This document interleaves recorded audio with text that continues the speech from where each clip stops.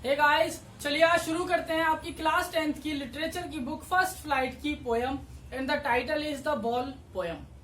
तो इस पोयम को लिखा है जॉन बैरीमैन ने। तो जो जॉन बैरीमैन है वो इस टाइटल के थ्रू ना बहुत बड़ी चीज बताना चाहते हैं आपको। जैसे टाइटल है the ball poem. The ball, ball मतलब वो गेंद जिससे हम खेलते हैं। तो पॉइंट बताते हैं कि एक ऑब्जेक्ट जैसा कि बॉल है, वो ऑब्जेक्ट हमारी लाइफ में हमें कितना बड़ा लेसन दे सकता है unless it doesn't get lost. जब तक कि वो चीज ना खोए तब तक हमें ये एहसास नहीं होता कि what was the importance of that thing, उस चीज की वैल्यू क्या थी। तो before realising the importance of something it was futile for us, but after getting lost it becomes precious. तो कहने का मतलब क्या है कि जब कोई चीज हमारे पास होती है तो हम उसकी कदर तो करते हैं लेकिन उतनी नहीं करते जितनी करनी चाहिए, और जब वो चीज खो जाती है देन हमें उसकी कदर होती है। सेकंड थिंग जो वो बताना चाहते हैं वो ये बताते हैं कि कोई ऑब्जेक्ट या कोई इंसान जिससे हम बहुत प्यार करते हैं, जिससे हम बहुत ज्यादा अटैच्ड हैं, अगर वो चीज खो जाती है तो वो असल में खोती नहीं है, वो हमें एक एक्सपीरियंस देके जाती है। अगर हम उस चीज से सीखने की कोशिश करें, अगर हम उस प्रॉब्लम को, जैसे बॉल खो गई, जैसा इस पोएम में वो बताते हैं एक बच्चा है उसकी बॉल खो जाती है, तो वो ये कहते हैं कि अगर ये बच्चा इस दर्द से, अपने बॉल खोने के, जो उसकी बहुत बिलव्ड थी, जिससे वो बहुत प्यार करता था बॉल से, अगर वो उसकी पसंदीदा ball, his favourite ball, his beloved ball अगर खो जाती है या कोई इंसान हमसे अलग हो जाता है तो हमें उस टाइम दुख तो होता है क्योंकि ये ह्यूमन नेचर है। लेकिन ये इन्नेट है, ये क्वालिटी है, इन्नेट है इंसान की कि उसको पेन होता है, तो तकलीफ होती है। लेकिन अगर हम उस तकलीफ से ओवरकम कर लेते हैं, अगर हम उस तकलीफ में कोप कर लेते हैं, कोप मतलब डील करना, तो डील का मतलब ये नहीं कि पैसा वैसा दे के दर्द से हम अपना ठीक है छुटकारा पा लें। कोप का मतलब क्या है कि दर्द है ठीक है, लेकिन हमें ही खुद उसका सॉल्यूशन निकालना पड़ेगा कि हम कैसे उस दर्द से बाहर आ सकते हैं। तो पोएम ये बताते हैं कि अगर हम उस दर्द से बाहर आते हैं, means if we are facing the harsh realities of life, अगर हम उन हार्श रियलिटी से, उन कड़े सचों से, सच जो होते हैं, उन कड़े सच्चियों से, उन यूनिवर्सल ट्रुथ से अगर पार पा लेते हैं, उनको समझ लेते हैं, उनसे एक्सपीरियंस ले लेते हैं, तो हम लाइफ में मैच्योर हो जाते हैं और हमें आगे के लिए बहुत बड़ा लर्निंग लेसन और एक्सपीरियंस मिल जाता है। तो ये तो थी थीम। अब अगर बात करें पोएम की, तो जो शुरू की 3 लाइन है, what is the boy now who has lost his ball, what is he to do. तो पहली लाइन में, पहले वर्ड में पोएट कहते हैं what is the boy now, लड़का क्या है अब, नहीं, लड़का अब कैसा है, जिसकी अभी अभी बॉल खोई है, जिसकी अभी अभी बॉल खोई, क्या करेगा वो क्या करेगा, what is he to do, अब वो क्या करेगा। आई सॉ इट, मैंने देखा उसे। पोएट कह रहे हैं मैंने उस लड़के को देखा जो बॉल से खेल रहा था, लेकिन अब मैंने उस चीज को देखा, उस बॉल को देखा। इट आ रहा है यहाँ पर बॉल के लिए, इट बॉल के लिए आ रहा है। मैंने उस बॉल को देखा जो खुशी खुशी टप्पे खाती हुई, बाउंस करती हुई कहाँ चली गई, पानी में। कौन से पानी में, हार्बर के पानी में। हार्बर मतलब होता है आपका डॉक, मतलब बंदरगाह, जहां पर आपके पानी के जहाज आकर रुकते हैं। तो वो कहते हैं मैंने उस बॉल को खुशी खुशी जाते हुए देखा। भाई बॉल में कैसे खुशी हो गई, बॉल कैसे खुश हो सकती है। तो ये क्या है, एक पोएटिक डिवाइस है जिसको हम कहते हैं इमेजरी।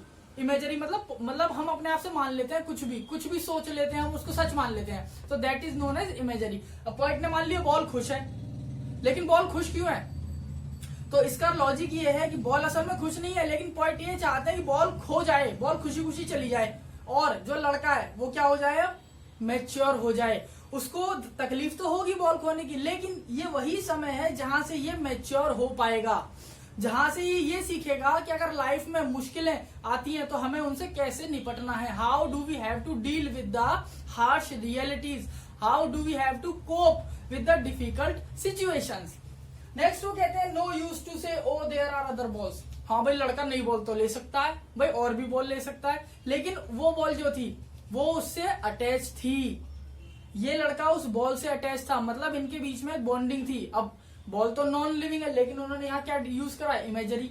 तो वो कहते हैं कि ये लड़का जो था उस बॉल से बहुत ज्यादा यूज टू था, उस बॉल का बहुत प्यार करता था, इसीलिए अगर मैं इसको नई बॉल भी दूंगा तो ये खुश नहीं होगा। An ultimate shaking grief fixes the boy, उस लड़के के अंदर एक ऐसा दर्द भर गया जो शायद कभी उसकी जिंदगी से निकलेगा। क्यों, क्योंकि ये उसकी फेवरेट बॉल थी। कोई नॉर्मल बॉल होती तो ठीक है, 1-2 दिन परेशान रहता, लेकिन ये वो बॉल थी जिससे वो बहुत प्यार करता था, जिससे बहुत ज्यादा अटैच था, इसीलिए उसके अंदर बहुत ज्यादा दर्द है इस time. As he stands rigid, अब वो ऐसे फिक्स खड़ा है हार्बर के पास और बॉल को देख रहा है जाते हुए, बॉल गई अंदर अंदर, वो इधर उधर देख रहा है लेकिन बॉल तो नहीं मिलेगी। अब उसके हाथ पर कांप रहे, उसको डर लग रहा है, वो दुखी हो रहा है, वो निराश हो रहा है, उदास हो रहा है, हताश हो रहा है कि मेरी बॉल चली गई, उसको रोना आ रहा है। बट अभी वो क्या देख रहा है अंदर जाते हुए, वो असल में अपनी बॉल नहीं देख रहा अंदर जाते हुए, उसको पता नहीं है, लेकिन अब इसका बचपन जा रहा है, इसकी जवानी जो है वो पानी के अंदर खत्म हो रही है। बॉल जो थी वो क्या थी, एक तरीके से इसकी ये इसकी यंग एज थी, ये इसकी चाइल्डहुड एज थी। जैसे ही बॉल खो जाएगी इसका चाइल्डहुड खत्म हो जाएगा, इसकी एडल्ट एज खत्म हो जाएगी। क्यों? क्योंकि इसके बाद क्या बन जाएगा, मैच्योर। ये क्या बन जाएगा, मैच्योर हो जाएगा, एक्सपीरियंस्ड हो जाएगा, ये लेसन सीखेगा यहाँ से कि चीजें खोती हैं तो हमें उनसे पार निकलना है।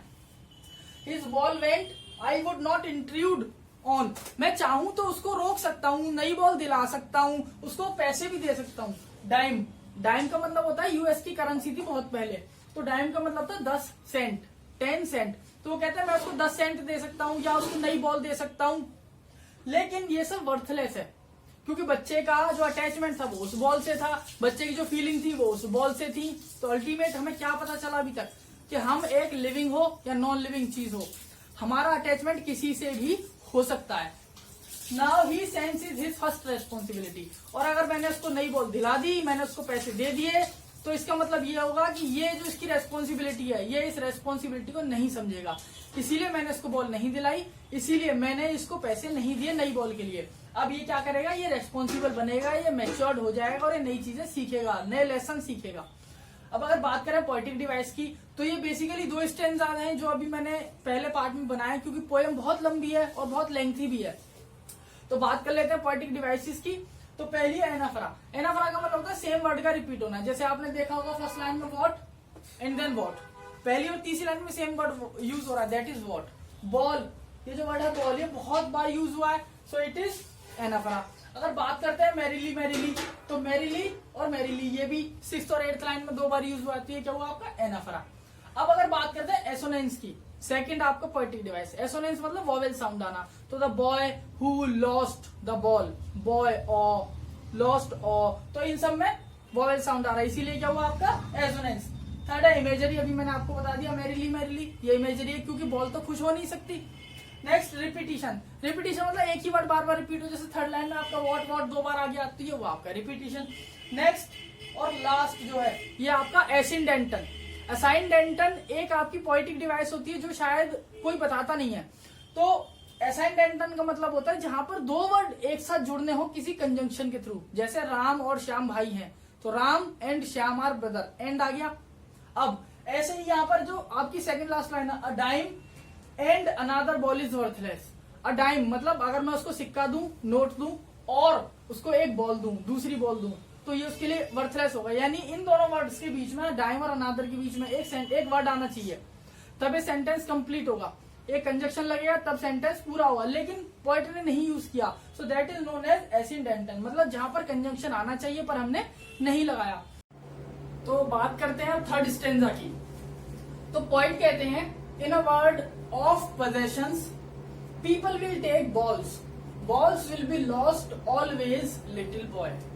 अब मतलब क्या है, तो वो कहते हैं in a word of possessions, तो possessions का मतलब होता है ओनरशिप, मतलब जैसे कोई चीज जो आपकी है, जिस पर आपका अधिकार है, जिस पर आपका राइट है।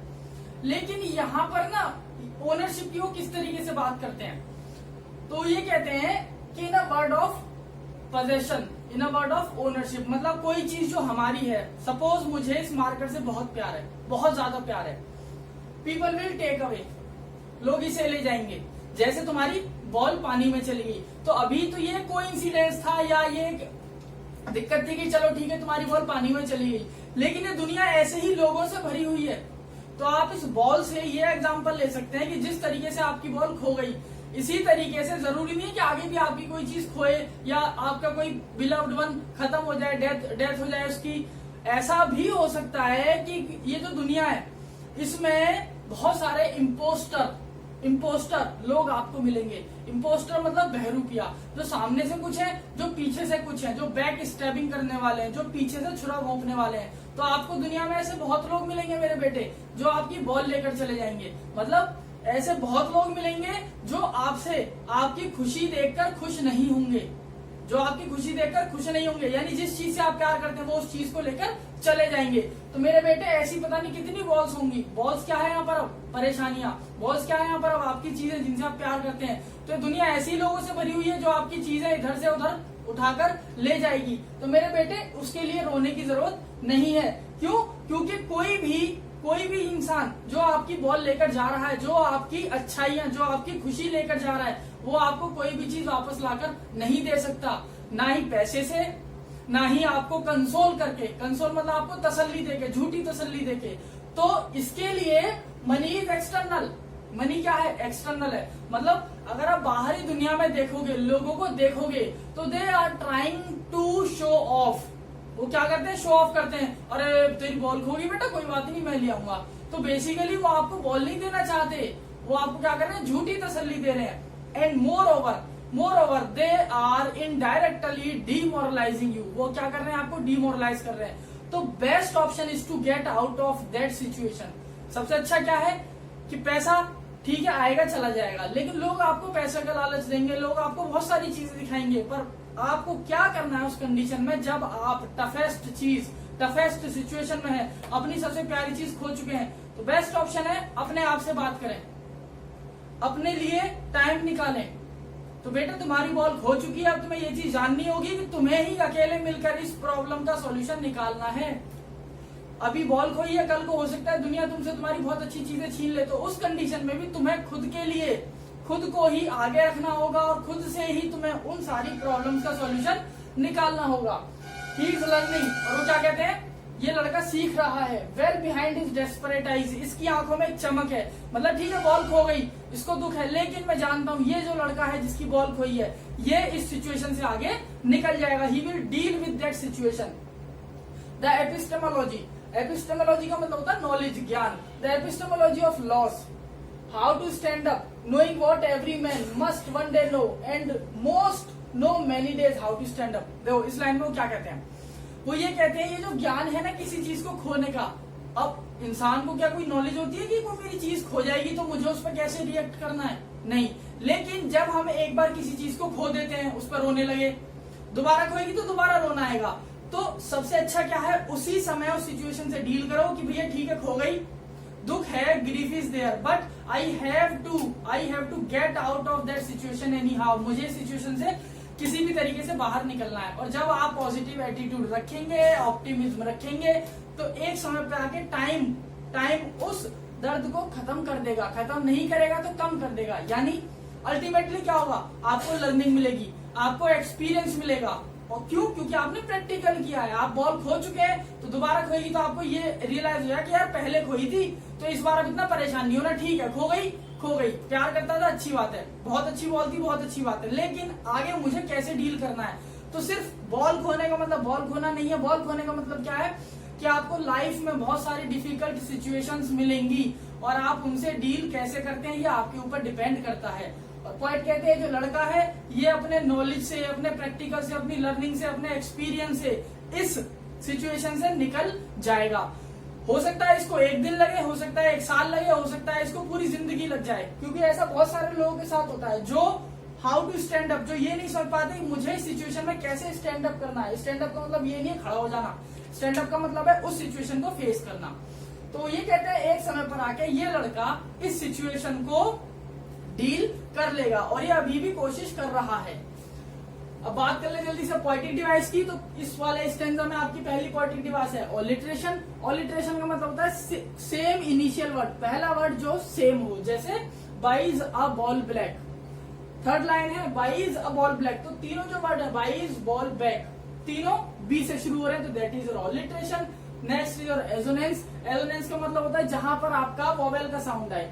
तो he is learning well behind his desperate eyes. इसमें लर्निंग, बिहाइंड, आईज तीनों में वोवेल का साउंड आ रहा है, तो that is your assonance. Last is your repetition. Repetition मतलब सेम वर्ड का रिपीट होना, जैसे balls balls, line number second. Balls balls, तो एक ही वर्ड 2 बार रिपीट हो रहा है। तो दोस्तों पोएम हो जाती है आपकी खत्म।